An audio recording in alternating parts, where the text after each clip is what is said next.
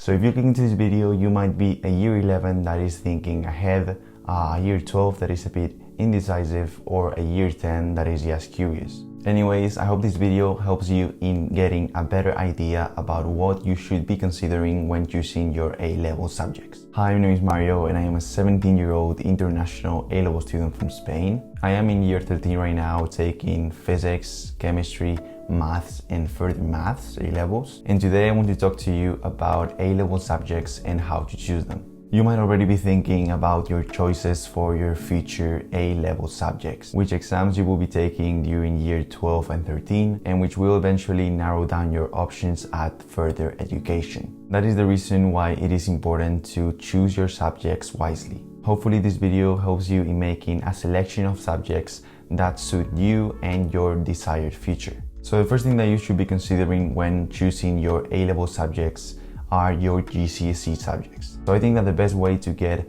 a first idea about what subjects you want to choose is by making a list of your favorite GCSE subjects. Think about those subjects that look kind of exciting, but at the same time you are more or less good at them. You don't need to be excellent or proficient at them, but like you can follow the class, and more or less do the things. You may like the humanities more than the sciences, or the other way around, you prefer the sciences over the humanities. And that is just a good way to start, to have some preferences and know, okay, I would rather do this before this. And with that, you can still keep your options really open for the future. For example, like me, I like the sciences, but I don't really know which one I want to dive deep into, whether it be physics or maybe I would even go to math. But I have a basic idea about, I like the sciences, I'm not really good at the humanities and I'm not really passionate about humanities. So, that's a basic idea of how to think about it, the thought process behind it. The other way to approach this is by listing those subjects that you hate the most, that you despise the most. And that is a good way, to eliminate some possible subjects. So by considering your GCSE subjects, you can have a very good first idea and get started thinking about your choices for your A-level subjects. And you can easily narrow down your options without having a very clear idea about what you would like to do in the future. So this carries me to the second point, which is list your possible future desired university courses, if you have at all, because most people don't. I personally had no clue about what I wanted to study until maybe the end of year 12, and I still don't know. I have some preferences and I know some courses I would maybe enjoy, but I still don't know which course I am doing 100%. In the future, I will try to make a video about how to decide on which university course to study, and that is a really difficult thing, so I think it deserves a video. So I'll keep that in mind, but first I need to figure myself out. I need to figure out my stuff so that I can then tell you what you should do or give you some advice. So first I'll try to get into uni myself and then I'll give you that advice. But going back to the video, if you are confident on doing a specific university course and you have already decided it, you can just go and pick those subjects that are relevant to that course. So that's not really difficult, but once again, most people don't know what they want to study, and that is completely normal. It is okay, there's no trouble in that. It may be even better because you are open to whichever thing seems more interesting to you. Personally, since a very young age, I knew that I couldn't deal with blood. So, medicine was always I'm not gonna do it because it scares me. Basically. But for example, the feeling when getting a physics question right, when applying certain maths that at first seem crazy, and then you can get a really legit and effective solution to a real life problem, that for me is a very good feeling, and that is one of the reasons why I may want to study physics or maths. So yeah, that is the kind of reasoning that you need to try to have and develop. It will come to you naturally, but it is good if you start to think about it so you have more time to reflect and think about this, There is no rush. This carries me to the third point of this video, and that is checking out your subject syllabus. So you can just go and search for your A-level subject syllabus, and that will include all of the content that you will be covering. It is a good and easy way to visualize the course and see if you would be interested in that. because in the end you will spend quite some time studying those different topics. So I think that is a very good thing to go and look to the different syllabi. I think you say it like that. Yeah, I think so. It will give you a better idea about the course and your interests as well. So yeah.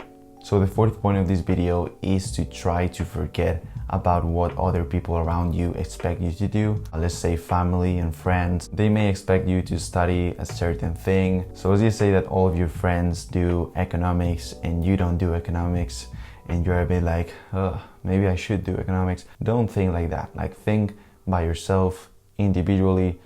Don't care about others, because this is your education, is your life in the end. It is not something bad to think about yourself. And then apart from that, you also have family. Maybe your parents expect you to study a certain thing, and that may be a bit difficult because maybe you aren't really sure about it. Try to be open with yourself.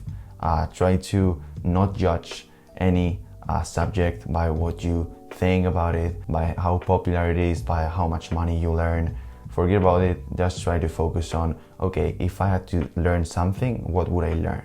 And I think that is a really good way to approach it. So yeah, once again, try to have a balance between what you think you would like and also what you are more or less good at. You don't need to be the best, once again, but you know, more or less, you can handle it. I don't really like giving the advice of being realistic. I kind of hate that because I think you shouldn't be realistic at all.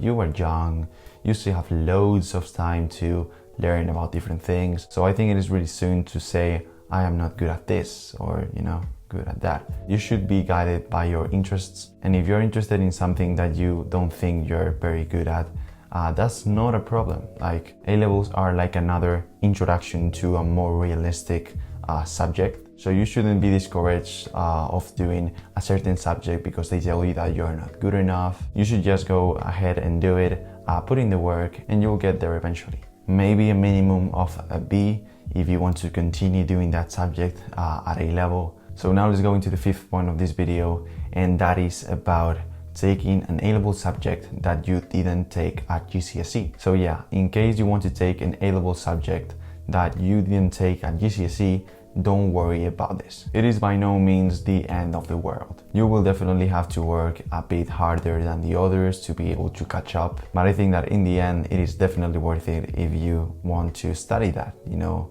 if you're interested in that, go do it. Even if it's a bit more work, you will enjoy it more than studying something you hate. I haven't personally experienced this thing of doing an A-level that I didn't do at GCSE, but I have many friends that have done this, and you know, it is alright. You can quickly adapt and you will not even remember that you didn't do it at GCSE. In year 12, it is not too difficult to catch up with your classmates that did GCSEs, because the books and the structure of the course is made so that they don't assume that you have done the GCSE. So in that sense, it is really well done. You get an introduction, mostly from knowing nothing about the topic. Sometimes a bit of prerequisite knowledge helps, but most times you don't really need that. You can get started from zero, from scratch with the book. So yeah, that is a really good thing about A-level subjects. So for the sixth point of this video, I want to talk about facilitating subjects and combinations of your A-levels. In general, the so-called facilitating subjects are considered to be maths, the three sciences, biology, chemistry and physics, English literature, geography, history, and languages. These are the safest options. They are considered as so. These are the subjects that in general are the most desired by the people at the universities that are selecting you. Every person is different, and nowadays with all the different types of courses that there are available, it is way more flexible than before. And therefore it isn't as important, but you know, it is a general guideline that you can follow. Also make sure to think about the combination of your subjects. Personally, I take, as I told you, physics, chemistry, maths and further maths, and these four complement really well each other. They all have to do with maths, and you know, physics and chemistry are well known for complementing each other in the way of reasoning and also in some parts of the content. And maths is a really good subject because it complements all those science subjects that involve numbers. So yeah, now that we're talking about combinations of subjects, I want to let you know an anecdote. It's a personal one. This is going to be the seventh point of this video, but in reality, it follows with a combination of subjects. But me personally, when I was going to choose my A-level subjects, I had to go with the head teacher and talk about which subjects I thought I would be doing, and he would give us some recommendations and stuff. So I went that day. I think it was September or August maybe. It was before year 12 started. So I told my head teacher that I wanted to do physics, maths, and I also told him to do economics. I was thinking about economics because I was really good at business. In GCSE, I took GCSE business and I really liked it. In general, it was really nice, and you know, it also helped me in my own side hustles and side businesses, if you can consider them as so. I was thinking of doing economics. Also the teacher, I really liked the teacher and I really enjoyed the subject. So I was gonna do economics. I was really confident. I had gotten an A star in business, so it was like, it is a no-brainer, I'll do economics. But then this head teacher got to me and told me, I'm not sure about economics. Due to my other choices, he told me that maybe I should consider doing chemistry instead, because it would work way better with physics, and if I wanted to study physics in the future, I would need to know some chemistry, you know. So he told me this, you know, economics, if you want to do economics in the end, you don't really need maybe to have studied it. Like, obviously it helps, but you can study maybe from scratch. But if you want to study chemistry or have a chemistry subject for physics or something like that, that is going to be way more difficult. So he told me, go and consider that. And in the end, I ended up choosing chemistry instead of economics. My teacher was very sad, but you know, it was nothing personal. It was like, maybe for my future, it would be better of an option. So yeah, that is my personal story. I hope you found this video helpful, because yeah, I just wanted to share all this with you guys, because I know that there's lots of people out there that aren't really sure about what they should take. They feel the pressure from friends, parents, from the future. And although you see me right here talking to you like if I was an expert, I usually have nothing figured out. But yeah, I think one of the best things that I personally have about myself is the mentality that I don't need to figure things out. I'll figure them as I go, as I do the things. I'll figure them out as I go about them. And yeah, so no pressure. Go do what you're excited for. Do what excites. Kelly Wakasa, such a good dude. You should watch his videos actually.